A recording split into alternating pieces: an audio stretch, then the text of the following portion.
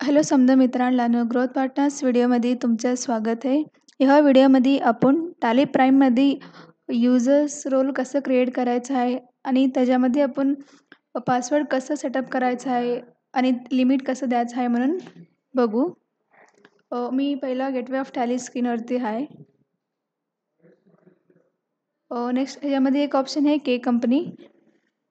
तुम्ही इथे बघू शकतो change user, change password, user sign passwords, user role.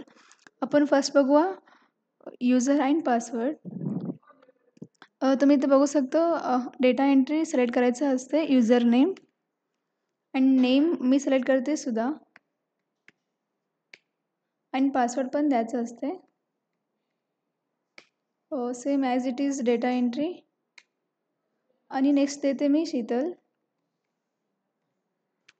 Next password पण देते हे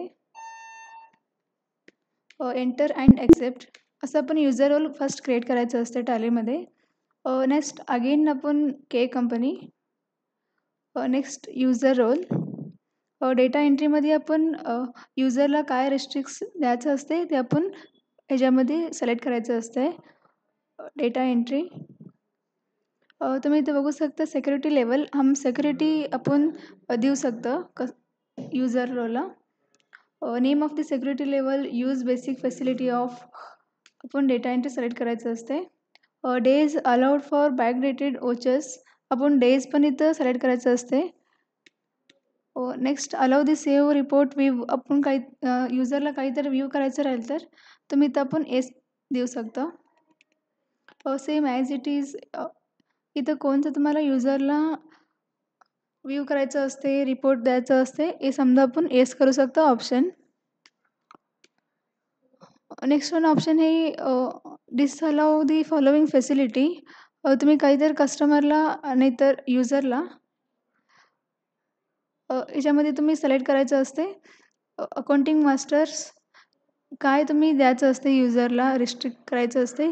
ओनली क्रिएट राहील तर create, alter, display, full access.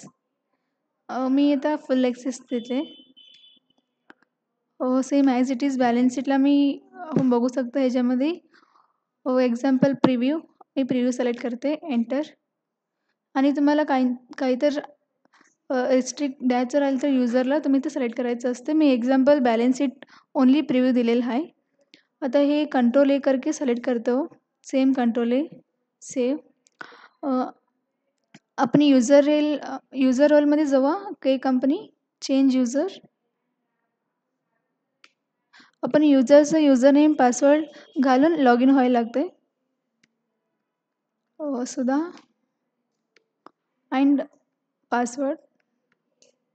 Okay, तुम्ही बघू शकतो हे युजरचं डेटा असते, आपण सिक्युरिटी दिलेलं राहते ना, ते युजरचं ओपन झालेलं आहे ह्याच्यामध्ये.